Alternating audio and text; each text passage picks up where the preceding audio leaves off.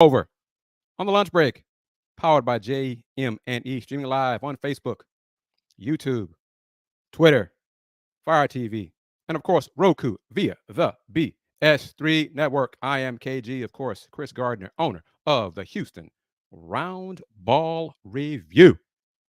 If you have a Roku streaming device, just download BS3 TV. If you don't, you can go to bs3network.com or bs3tvlive.com. Let's get into it. Let's have some fun on this Friday Eve. Going to talk hoops. Obviously, we're going to talk some hoops. But Rockets are in the news. Rockets are winning games. Rockets are rolling. Rockets have won 10 straight. They're 2 games above 500, 1 game behind the Warriors for that play-in spot. 10th in the West.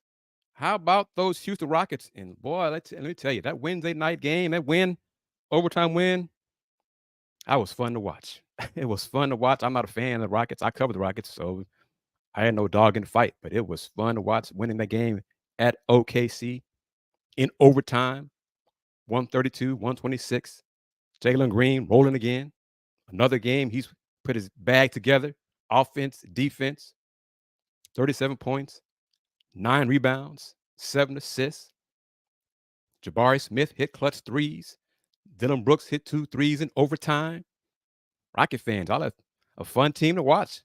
It's like the Rockets trying to steal some of the, or borrow some of that spotlight from Kelvin Sampson and those Houston Cougars, who are in the Sweet 16 for the 5th consecutive year.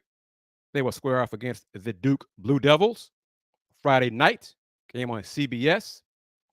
Part of that info right here. 8:39 on CBS inside American Airlines Center in Dallas, Texas. We can talk about that momentarily. I'll play some comments from head coach Kelvin Sampson about Duke. And in case you don't know, Duke has a freshman, young man named Jared McCain, who made an official visit to the Houston Cougars. So Coach Sampson knows a lot about Jared McCain. He had a good time on his visit. He just decided to go to Duke instead of Houston. But he's one of the top players. I think he was a 5-star. So another example of how the Houston Cougars men's basketball program is nationally relevant. It wasn't just Jarris Walker, 5-star, coming to Houston. You got young men like Jared McCain, another 5-star, taking visits to the Houston Cougars. Onward and upward. We can talk about that. Going to talk about Rice Owls men's basketball. Might have some news talk about the Rice Owls women's basketball team too. And Rice Owls fans, it may not be good news. It might not be news you want to hear, because head coach Lindsey Edmonds is reportedly the front runner, the favorite to be the next head coach at Virginia Tech. Yes, you heard it right. Virginia Tech. She has ties. Kenny Brooks, the former head coach at Vatech, is now the new head coach at Kentucky. Coach Edmonds was on Coach Brooks' staff at James Madison. You saw my interview last Thursday's show. I've spoken to Coach Edmonds many times, and Coach Brooks is one of her mentors. Coach Brooks helped her along the way. Coach Brooks was one of the coaches who congratulated her when Rice won the American Athletic Conference championship to advance to reach the NCAA tournament. So Virginia Tech could be a job that Coach Edmonds would leave Rice for. That job and NC State. She's from North Carolina. She's got ties over there. Family, I think her mom and dad still live in Carolina. I know they visit here on occasion to help take care of the 3 daughters or their grandkids. So time will tell. As of today, nothing is official yet. As of this show, nothing is official yet. Coach Edmonds is still at Rice, head coach. And let's shift gears. I'm going to get back to Houston. Tuesday, 2 days ago, Rice Athletics introduced new men's basketball head coach, Rob Lanier. Coach Edmonds was there. Coach Edmonds and her staff were in attendance. It did not occur to me, unfortunately, it did not occur to me to talk with her and ask her if she was going to stay at Rice or anything like that. It's more about Coach Lanier. It was his day. But hours later, I read reports that Coach Edmonds is being considered for the job at Virginia Tech. But I asked Coach Rob Lanier, who, as he put it, became available when SMU decided to go in another direction. And SMU's reportedly close to naming a coach, Coach Infield, to be the next head coach of men's hoops. So Coach Lanier was available. He met with Tommy McClellan, Rice AD. Mr. McClellan met with Coach Lanier and his family on Sunday, spent hours at the house. As Coach Lanier said it, Tommy did not leave the house till like 10:30 at night. He spoke for 4 hours and agreed for him to be the next head coach at Rice. There was someone in attendance who fans of Houston hoops know quite well. If you are old enough, I should say. Young man is a Houston high school legend, a Texas Longhorns legend. I'm speaking of Mr. TJ Ford. TJ Ford was there because Rob Lanier recruited TJ when TJ was in high school, recruited TJ to Texas. So they still have a bond, still have a connection. So TJ was there to show his support for Coach Rob Lanier. That's going back 25, 26 years. So I'm going to play this clip, my question to Coach Lanier about what it means to him to have TJ Ford in attendance. And it's on my phone, so it's in vertical because some of my videos are mainly for TikTok and Instagram. Y'all know I do. I mix it up. Got all kinds of platforms, YouTube, TikTok, Spoutable, Threads, IG, and of course, Twitter. But check this out from Coach Rob Lanier. My question to him about what it means for him to have TJ in attendance for his intro press conference as a new head coach of Rice men's basketball. Coach, you recruited TJ Ford, 25 years ago? That's what he said. I think that's right. Man, you didn't have to say that. Just what are your thoughts when you see him and supporting you at today's press conference? I mean, it's family, you know. I think if you work really hard to convey something to somebody and it goes the way you said it was going to go, with the most important thing, when he's 17 and he's the best point guard in the country, as a young person, it's a center of his existence. He knows he's more than just a basketball player, but at that time in his life, and for him and his family to be able to look back on it and say, here's what they said it was going to be, and it was. The same way Scott believing in my son resonates with me as a father. It resonates with him, our relationship, that our communication was authentic. It went the way we said it was going to go. Rick Barnes was the man that I said he was, and they don't have to look back at it and say they sold me a bill of goods. So think about that. Small world. Small world. Rob Lanier recruited TJ Ford, TJ to Texas. Rob Lanier this week, Tuesday named head coach of Rice men's basketball. TJ Ford was in attendance to support Coach Rob Lanier 25, 26 years later. And they still keep in touch. Spoke with TJ off the record, nothing official on record. Just sometimes got to chop it up to maintain context with folks. Part of what I do. But another side of the business of Division I basketball, the transfer portal. When Rice announced they were moving in a different direction and not retaining head coach Scott Pera, Coach Pera, his players, naturally, some of them have decided to enter the transfer portal. one of those young men, I think almost last I heard was might be 6 or 7 of them in the portal now. But one of those young men is Keanu Dawes.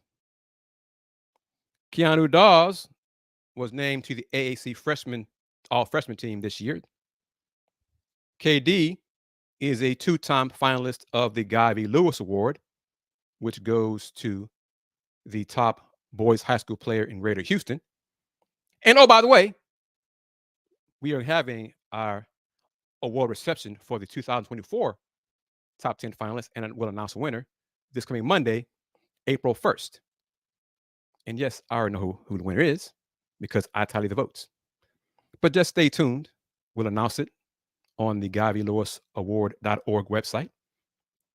All 10 finalists have confirmed they will attend.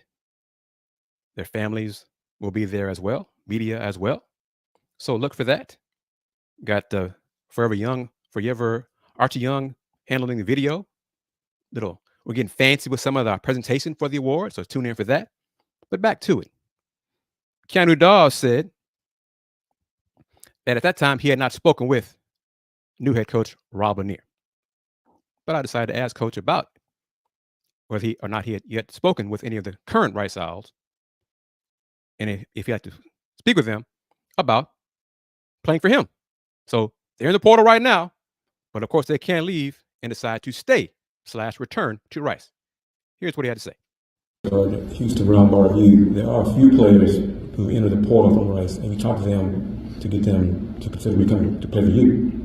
A couple, yes, and but I want to be careful because I think young people have to process what's going on, and this decision was what's today, Tuesday? This decision was made Sunday night. So for me to rush in here with these guys and be trying to get them to make a decision when I just decided on Sunday night, and me being a coach is at peace, but it doesn't erase the uncertainty. They don't know me, and they need to know me the same way I need to know them, the same way Will Reese needed to get to know me before he could represent me. So this is a big decision. So they should be in the portal. They should be exploring those opportunities. And I'm hopeful that we'll get an opportunity. What I'm going to do, I'm going to fly back with my family tomorrow. Then I'm going to get in the car, drive back here, and then I'm going to start spending time with them and try to paint a picture for them, what we're about, get to know them, and then let those things create whatever choice that they decide to make. Head coach Rob Lanier. This question from Rex32. Thank you, Rex, as always, for chiming in, watching the show, and your questions and comments. Do I think the transfer portal should be open after the tournament? Yes. My goodness, yes. That makes too much sense. I don't understand why it's open already. It's been open since, what is this? 27, 26, the 16th? I think that's right, March 16th. Going back, 7, Monday. No, that's wrong. My birthday, 14th, 15th. Yeah, 16th. No, 18th. Last Monday. It's an unfair advantage for teams who are still in the tournament. For the most part, how are they going to? They can't do a great job, these current staffs of teams that are still competing, of getting to know these young men or women who are in the portal if they're still playing games. Why not just wait to have the portal open Tuesday after the men's championship game is done, on the Sunday after the women's championship is done? So that Tuesday, both titles have been determined. Both champs we know who they are. Open the portal. But no, we got to do things backwards, do things complicated. Rice has players in on the men's side based on what happens with Coach Edmonds. If she does leave, she may not. Could be just Coach Edmonds and decides to stay here in Houston because her daughters are comfortable here in school here, blah, blah, blah, blah, and might get a raise out of it. Could be that. Who knows? But I know Houston Cougar women's players are in the portal. I know 2 of them are for sure. I've spoken with one of them, Cameron Jones. But open it up at the end of the tournament. Why is that so difficult? Why is it so complicated? Don't make things harder than they need to be. Because if you do it that way, programs will make decisions regarding coaches, make changes. They're doing that now, except at Houston women's basketball. But I digress. But they're doing it now. But if you make changes for the coaches and the programs to change their head coach and do that between the end of the conference tournaments, you have a window there for the coaches changes to be made. Then if the portal is open after the NCAA tournament is done, then a lot of these players get what should have already had a chance to meet their new head coach and decide, yeah, I like this coach. I think I can trust this coach. I'm going to stay. But no, let's do things the hard way. Portal's open. Last I heard, what was it, Monday or Tuesday? 900 players are already in the portal. 900. So it's probably over 1,000 now. Some have made commitments and chosen new schools. But there's still teams who are participating and competing in the men's and women's tournaments right now. So some of them are at a disadvantage, even though they're having success right now. So how is that fair? But, you know, the NCAA is going to NCAA. And that's why they are where they are and why they have so many critics of them. But you're watching the Houston Roundball Review takeover of the lunch break, Throwback Thursday. The takeover powered by JM&E. Streaming live, Facebook, YouTube, Fire TV, Twitch, YouTube on the Houston Roundball Review YouTube channel. And of course, always get you some merch, my man. Support the Roundball Review. Get a mug, get a cap, get a shirt, get a hoodie, get a long sleeve shirt, get a tote bag. Click on that like button. Spread the word about the show. Spread the word about the content provided on this show. Like the takeover. Like Let's Talk Houston Rockets. Like Folks Talking Sports. Like the AdMax Corner where AD Moore talks Texans in the NFL. All part of the Houston Roundball Review Media Group. And notice the video content, the locker room content from Memphis over the weekend. That's also on the Houston Roundball Review YouTube channel. Had a young person do that for me so I could help stay here in town and work on other stuff. Broadening out, adding to the toolbox, adding to the arsenal of the media group. Got to do that. Advertise on this show. Boy, family. Folks watching this show right now, hoping to get a call and have some discussions later on today. Y'all cross your fingers, cross your toes, say your prayers, because if it goes well, big things could be coming in store for the Houston Roundball Review. Keep hope alive on that one. But as mentioned earlier in the show, earlier this week, I spoke with I asked questions of head coach Kelvin Sampson, part of his media Zoom session that he had before the team left for Dallas. And as I do, it's like tradition. My colleagues expect it. Coach Sampson expects it. UH media person Jeff Conrad expects it. I asked Coach Sampson about the opponent. And of course, the Cougs' next opponent is the Duke Blue Devils. So listen to what Coach Sampson said about Duke. Thoughts on Duke's roster, their players, Coach Shire, and the challenges they present your team? Very, very talented. They play, I think, the perfect system for their personnel. Filipowski, is a 7-foot kid that's equally comfortable handling the ball at the 3-point line or above, as he is banging down low. Tough kid. I remember watching him in high school a lot. We were recruiting Terrence Arsenault. It seems like every tournament they played, Terrence's team played against Filipowski's team. I think he had a 7-foot brother as well. It was might be at Harvard, not sure.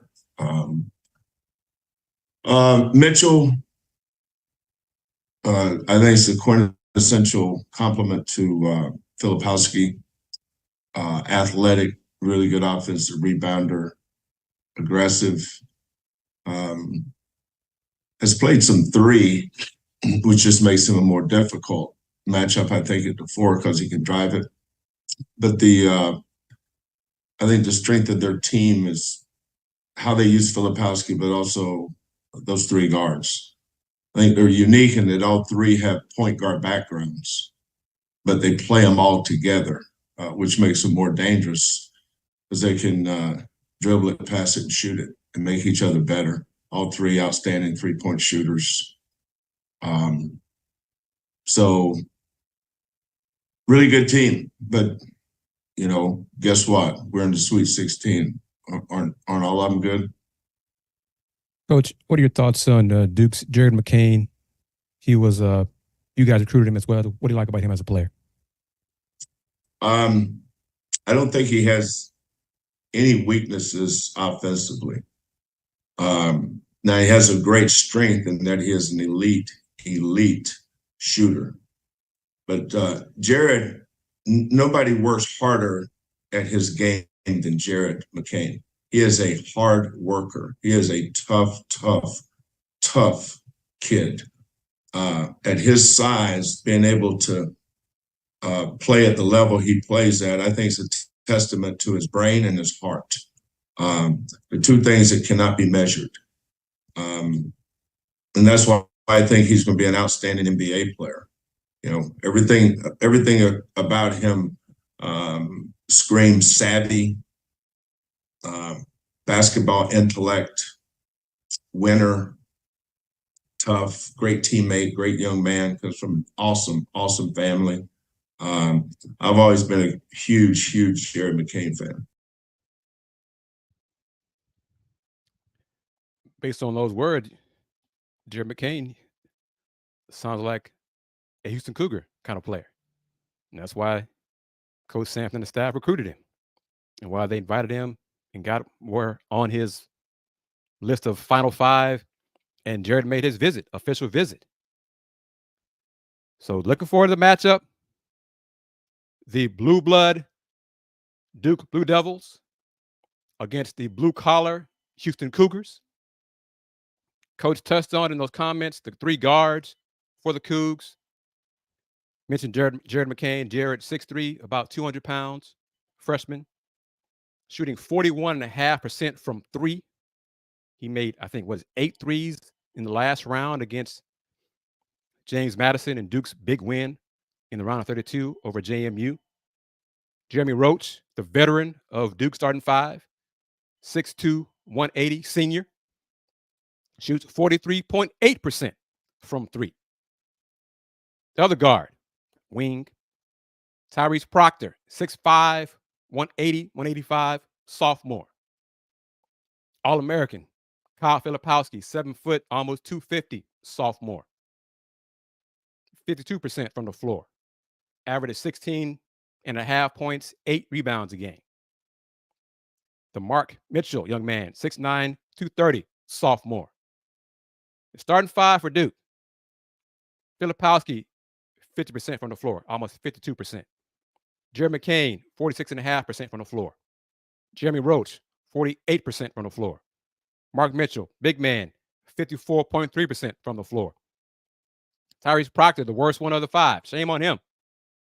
43.8% from the floor, 36.5% from 3. He made 4 threes and win over JMU in the round of 32. Tyrese was, I think, 4 for 10, and Jared was 8 for 11. The 2 of them combined 12 for 21 from 3 against James Madison in Duke's big win over James Madison. But clearly, James Madison is not the Houston Cougars. It's not the Houston Cougars defense. Looking forward to this matchup. The Cougs guards, McCain, the Duke guards, McCain, Roach, Proctor, against Emmanuel Sharp, LJ Cryer, and Jamal Shedd. Should be a great one. Getting to the schedules starting tonight. Men's side, Sweet 16. West Region, 6 seed Clemson from the ACC for now. For now. Versus 2 seed Arizona, 6:09 Central Time on CBS. Followed by 4 seed Alabama against 1 seed North Carolina, also from the ACC for now. Tip off roughly 8:39 p.m. on CBS. East Region, those games happen in Los Angeles at Crypto.com Arena. East Region, TD Garden in Boston. 5 seed San Diego State versus 1 seed UConn. 6:30 p.m. on TBS, surprising. TBS, not CBS. 6:39 p.m. Central Time. Followed by 3 seed Illinois. Illinois' offense against 2 seed Iowa State's defense. Illini, Big 10. Iowa State, of course, Big 12. That game scheduled for approximately 9:09 p.m. Central Time on TBS. That's tonight, Thursday, March 28th. Friday, South Region. All the Coug fans care about this region in Dallas, in Little D. 11th seed NC State. Wolfpack have won, 7 in a row? 5 straight wins to win the ACC Conference Championship. 2 more wins in the NCAA tournament versus 2 seed Marquette, led by All-American guard Tyler Kolek. Game 6:09 on CBS. In the matchup, everybody who follows the Cougs cares about. 4 seed Duke versus 1 seed Houston. 8:39 on CBS. Again, it's blue collar versus blue blood. The blue collar Houston Cougars versus the blue blood Duke Blue Devils. In the Midwest, inside Little Caesars Arena in Detroit, found to be some good basketball played there inside the arena for basketball, because goodness knows my Pistons have not done that very much this season. In due time, hopefully. 5 seed Gonzaga, the Zags, versus big fella Zach Edey, 1 seed Purdue. 6:39 p.m. Central on TBS. Followed by 3 seed Creighton from the Big East versus 2 seed Tennessee from the SEC. 9:09 on TBS. When we come back, I'll discuss and post the women's schedule for their Sweet 16.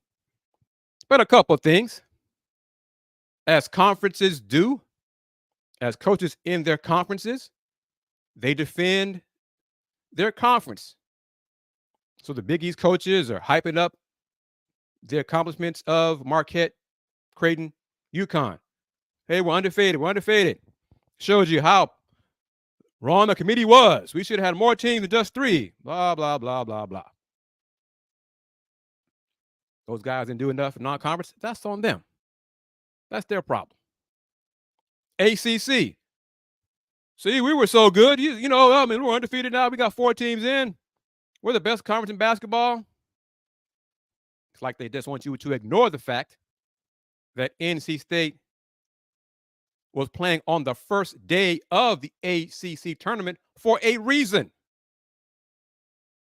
Because they were at the bottom of the ACC for a reason. They were not winning games.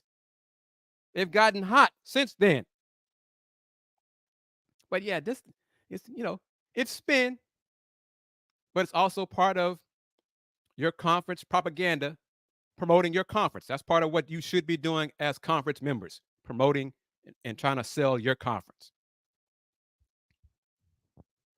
I'm not mad at it, but just pay attention to what's being said, who's saying it, when it's being said, and then do your own research. That's what I try to do.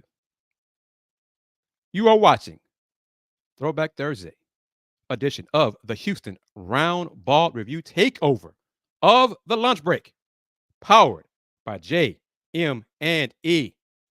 I am, of course, KG Chris Gardner. You are watching the Takeover on Facebook, on Twitter, on YouTube, on Fire TV, on Twitch, and of course on Roku via the BS3 network. If you're new to this show, you watch for the first time today, welcome. Don't be a stranger. Come again. But here is a clip, 90 seconds, to give you an idea, just a little hint of what BS3 TV is all about.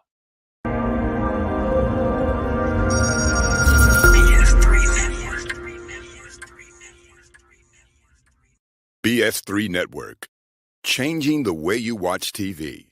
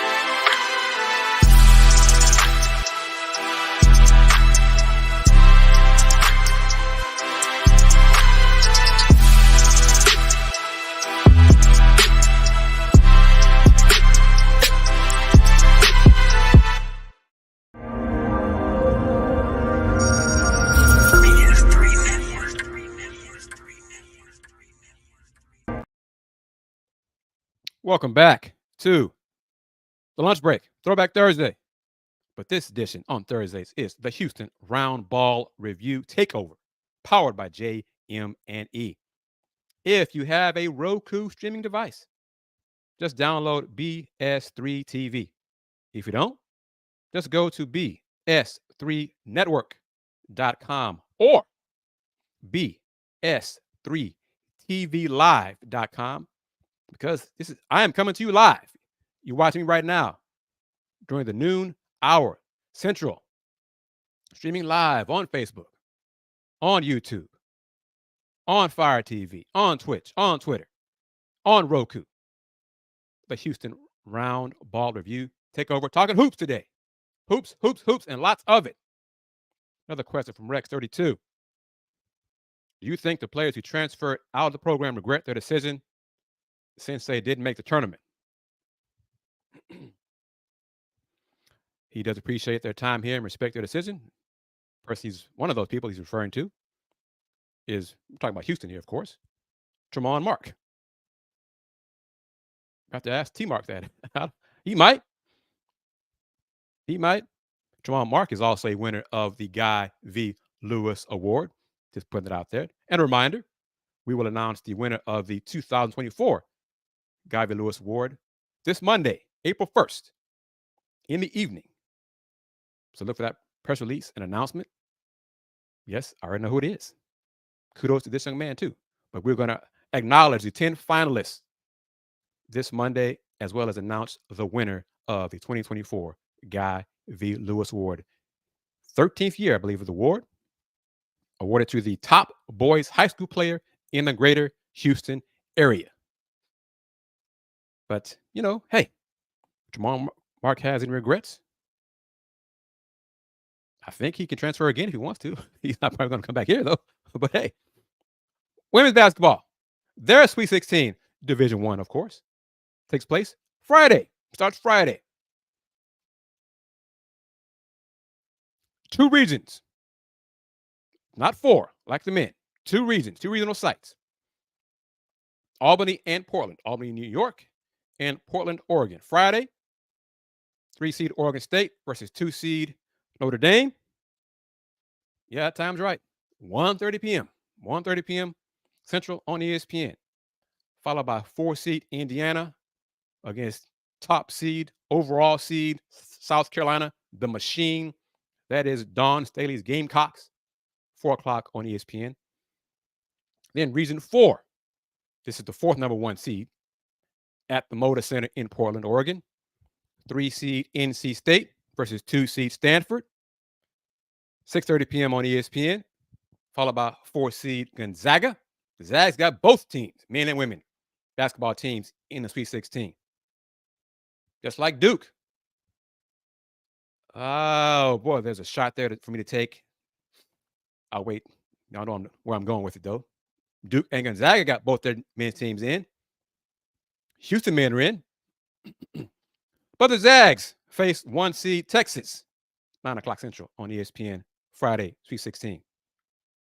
Then Saturday, ABC. And I think the folks kind of looking forward to these games. Region 2, Albany at MVP Arena. 3-seed LSU versus 2-seed UCLA, high noon Central on ABC. 5-seed Colorado will be joining the Big 12 versus 1-seed Iowa. Caitlin Clark led Iowa. 2:30 p.m. on ABC. Region 3 in Portland. 5-seed Baylor, Big 12, versus 1-seed USC, soon to be Big 10. 4:30 p.m. on ESPN. Followed by 7-seed Duke. There's Duke again. Duke versus 3-seed UConn. Yes, UConn playing in a regional on the West Coast. That's what happens when you only have 2 regional sites. Women's basketball tried something different for attendance purposes. So there's not 4 regional sites. It's 2 instead of 4. Some benefit to it. We'll see. But Duke, UConn, 7 o'clock on ESPN. Rex 32 says it. Basketball fan. See, Rex is a basketball fan. The women's tournament has been great as well. A couple of scary halves for top teams. One of those scary halves was for LSU against Rice. Rice lost to LSU by 6 in Baton Rouge last Friday. And if you're just now joining today's show, welcome. Thank you. Thank you for chiming in. Thank you for taking time out of your lunch break to join me. There are reports that Rice Owls head coach Lindsey Edmonds is the favorite to be the new head coach at Virginia Tech. Has not been announced today. Wednesday evening, I heard it was pretty much a done deal. But it hasn't happened yet, so it might not happen. We shall see. She's from the area, East Coast, born in North Carolina, family on the East Coast, but she has done a great job in her 3 years at Rice, or 3 short years at Rice, which culminated in a trip to the NCAA tournament, which culminated in a conference championship. Took her just 3 years to do that, not 10. Who am I talking about? 10. 10 years, hadn't done anything. I wonder. But we'll see if she decides to stay here in Houston, or she and her husband and family decide to take the job at Virginia Tech. South Florida head coach Jose Fernandez said, nope, I'm going to stay at USF. I'm not going to Miami. Been at South Florida 24 years, decided to stay there. Think about that, Rex. What are your thoughts on that? Just in general, a general perspective. It applies to Coach Edmonds as well. Rice and South Florida are in the AAC. Miami, the job that Coach Fernandez was rumored to be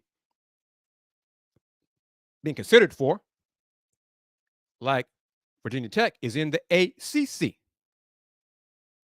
Coach Jose decided to stay in the AAC, the American Athletic Conference, rather than join the bigger conference. Is that a surprise? Does it make sense? Would you do that? Would you decide to stay in the, some say, lower tier level conference rather than a, what is it, Power Four conference, which might be undergoing more changes when Florida State and Clemson leave? Of course, that's for football, but it has an impact on women's basketball. Coach Edmonds, if she decides to stay at Rice, would be choosing to stay in the AAC rather than go to the ACC.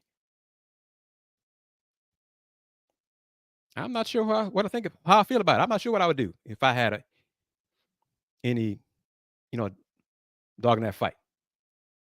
Rex says no state taxes, at least for the Rice coach's sake. I mean, it could be that. Hey, she has 3 daughters. Oldest daughter, I'm not sure how old she is. I know she's very tall now. I know she might be like 10, but she's almost tall as her mom. This is really amazing. But, and the youngest one might be, I don't know, 3, something like that. I'm not sure. But that's interesting. See some coaches staying at smaller level and not going to a higher level. We'll see. Let's talk about the Rockets. What has been different about the Houston Rockets in this 10-game or during this 10-game winning streak? Rockets, 10 games to go in the regular season. They are 37-35, 2 games above 500. They've been winning without Alperen Sengun, without Cam Whitmore, and since January 1st, without Tari Eason. But they're still winning. They're scoring. They're playing faster. Rex says, was it a shit? You tell me. Sengun is a hell of a player. No question. Hell of a player. Putting up big time numbers. Rockets played a slower pace. And of course, there were Dylan Brooks had some injuries January, February. So did Fred VanVleet. Those 2 vets are healthy now. Jalen Green is playing his ass off. Had a hell of a month. Should be, I think, the Western Conference Player of the Month in the NBA once they announce it in a few days. He's been spectacular these last few weeks. Rex says, thing that I mentioned, that was mentioned Wednesday night by a fan, by a viewer, or as I call it, refer to everybody, kinfolk, family, on the Let's Talk Houston Rockets show. Rex says the Rockets should be a middle playoff seed next year if we're playing like this. Comment last night, Wednesday night, was the Rockets should be a top 6 seed in the West next year. It's just amazing how things have changed in 4 or 5 weeks. 5 weeks ago, me and Rocket fans are like, well, the play-in is out of the picture. Fast forward to now, the Rockets are 1 game behind the Golden State Warriors in that 10th spot for their last spot in the play-in. Ken Wild Entertainment, welcome. Thank you for your comment. Jalen Green, confidence, inspiration, and growth within the game of basketball. He opens up the offense when he shares and scores. And that was noticeable down the stretch when Jalen broke down OKC defense, got into the paint, and kicked it out to Jabari Smith Jr. in the corner, that left corner. And Barry switched that 3. Ironically, Jabari was more stoic after switching that 3 than Jalen was. Jalen was hyped. Jalen was screaming. That's another indication of Jalen being happy for his teammates for making shots. April 4th, folks, April 4th, Golden State comes to H-Town. Warriors Rockets, April 4th. Could be a big one. Will be a big one. Could be the biggest game in the young Rockets' early stage of their NBA career. April 4th. Rockets host the Warriors. Rex says the Warriors dynasty is over. Agreed. It's a new league now, and we should be in the mix these next several years. Rex, give me your prediction Friday night. Who you got? Blue collar or you got blue blood? You too, Tony M. Who you got? And Tony, I didn't thank you, but thank you for chiming in as well as your support, as always. Make your prediction. Who you got? Friday night, March 29th, Sweet 16 matchup in Little D. 1 seed Houston Cougars, a.k.a. Blue Collar. 4 seed Duke, also known as a Blue Blood. Got it from these words from the board man, Justin Gorham, when he was crashing boards and getting rebounds for the Cougars back in the day. He said it proudly, wore it with a badge of honor. Justin said then, and we say it now, Houston is blue collar. Justin said it, I'd rather be a blue collar than blue blood. And that is the Houston Cougars. Rex says it right here. Definitely blue collar. They never played a team like us in the ACC. Tony M says, Cougs all the way. I agree. And let me say this. I am a proud, very proud, extremely proud Houston Cougar alum. Class of 94, December 94. Proud Houston Cougar alum. That's why it pains me to see what they've allowed to happen in Houston Cougars women's basketball. But when I was a kid, around 14 years old, and still to this day, not so much now as I've gotten older, in my 50s, my favorite college team was Duke. Going back to Johnny Dawkins,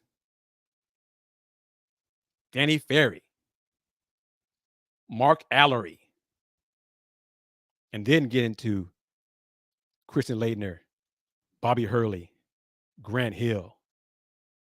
So, yep, I've been a Duke fan. I like the fact that people hated Duke. I always like teams like that. Folks hated the Bad Boys. Hey, I'm a Bad Boys fan then, you know. That's how I am. I'm strange like that. Hey, whatever. I'm just different like that. I'm a different kind of dude. But Friday, either way, media credential, fandom, I'm picking the Cougs to win. Cougs beating Duke. I'm looking forward to the matchup. I think it should be a hell of a game.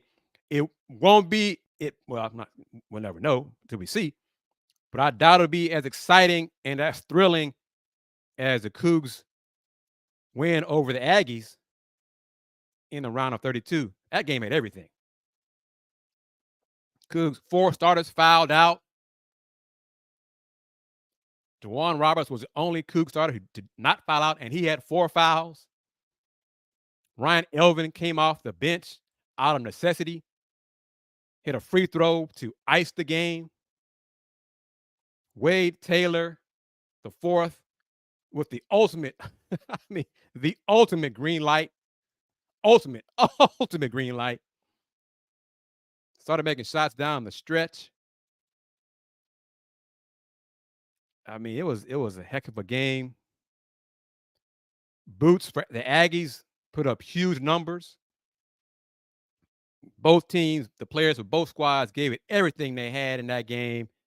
It was a hell of a basketball game. Salute to all the players involved in that matchup. I was not thrilled with the officiating. They called it a little bit too tight for my liking. But as Coach Sampson said afterwards in post game, and even on Tuesday in the Zoom, Monday in Zoom, whatever it was, it's all run together for me as well. It was Monday. Heck, I don't even know. Tuesday, whatever. That the players have to adjust to how the game's being called. And that officiating crew is very, very picky and calls stuff by the book a lot. We'll see how the game is called Friday night between the Cougs and Duke. If the game is physical and whistles aren't blown as often, advantage Cougs in a big way. If your Emmanuel Sharp is knocking down threes and LJ Cryer knocking down threes, advantage Cougs. If Javier Francis, bless his heart, has a good game and stays out of his own way, advantage Cougs. That's a big if. He's still experienced. He's still battling the inexperience. I mean, heck, this is his first time starting in a tournament. And always, don't forget this. Some of you who are new to this show, new to the Houston Roundball review, new to me, may not know this. Javier Francis has only been playing ball for about 7 years. So basketball is not, he was not 5, 6, 7 years old playing basketball. So he's going to be a late bloomer. So that's why you see a lot more inconsistency with him, because he hasn't played ball a long time. Similar with Big Cedric Lott. Cedric Lott's only been playing basketball 5 years. So it takes big men longer to develop anyway. But you add it on to the fact that they have not played basketball for a long time.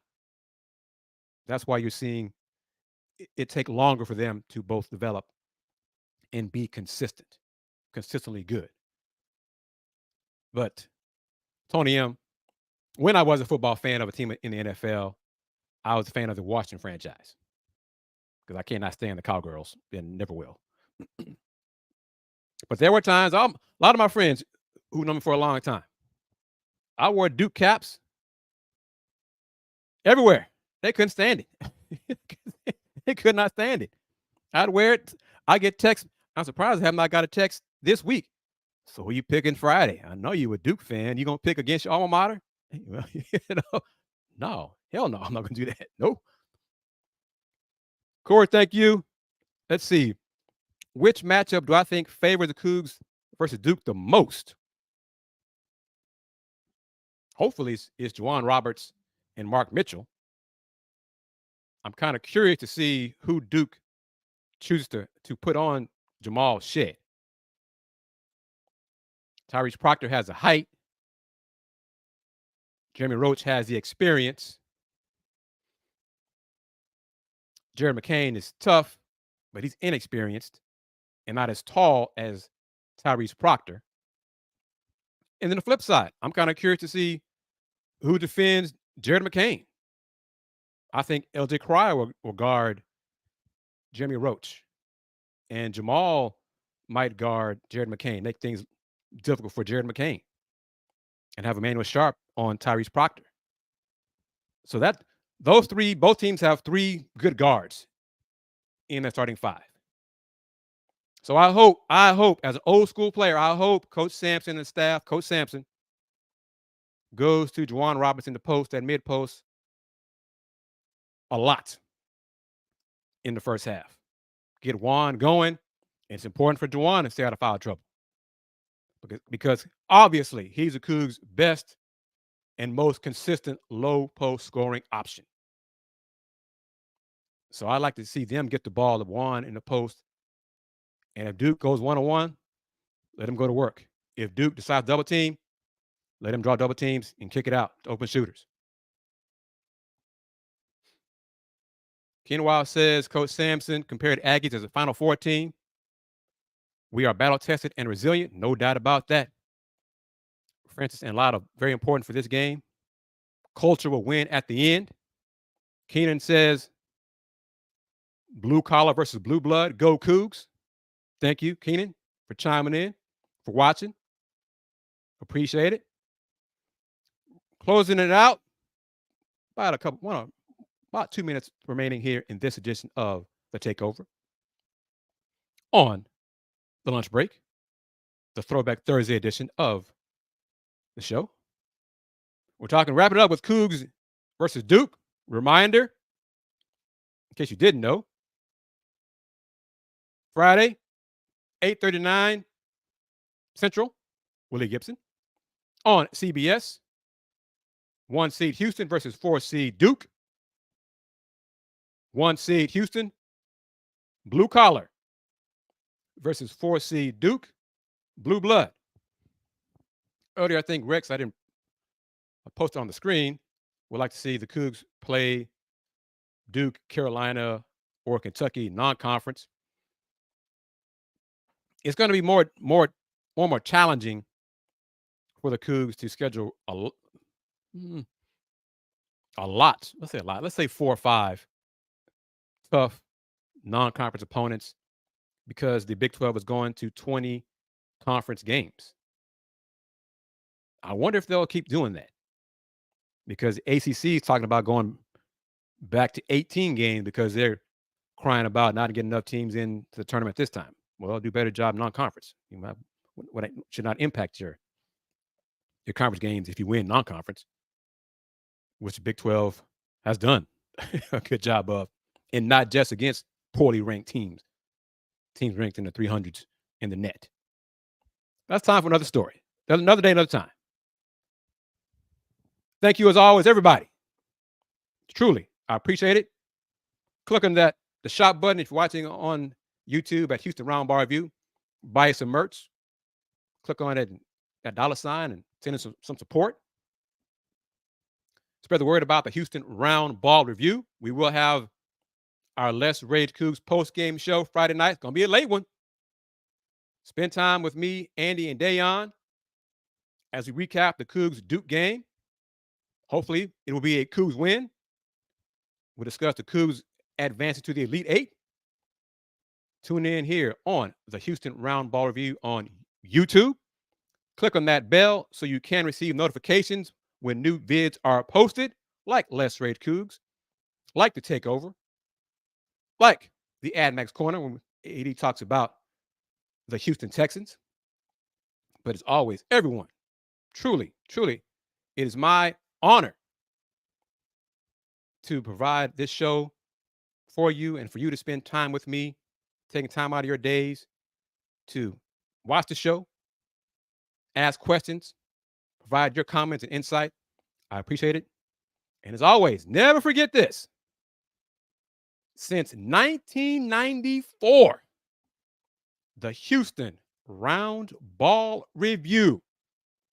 Local name, global perspective. Take care.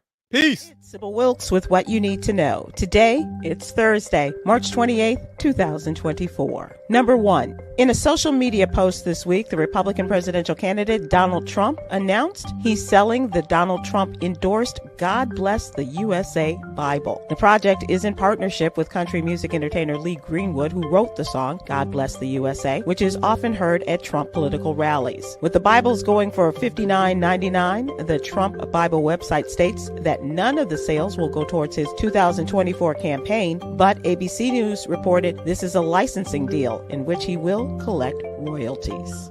Number 2, the UN Security Council called for an immediate ceasefire in Gaza for the month of Ramadan, marking the first such demand since the Israel-Hamas conflict began. The U.S. abstained, signifying a departure from the past, as the U.S. traditionally wielded its veto power to shield Israel from such resolutions. The resolution also emphasizes the release of hostages, but refrains from conditioning the ceasefire on it. Number 4, has this ever happened to you? You spend hours at the gym and you still don't see any results. You could be doing an exercise that's just not right for your body, but a new study shows that if you switch exercises, you're likely to see improvement. 2 tips can really help: high-intensity interval training That's when you repeatedly go hard for a few minutes and then you rest. Read more in today's health update. Number 4, brought to you by Black Voters Matter. Voting is essential, yet many Americans are unsure about the presidential race, which makes them lose interest in participating in local elections often. Many people are unfamiliar with local government roles and their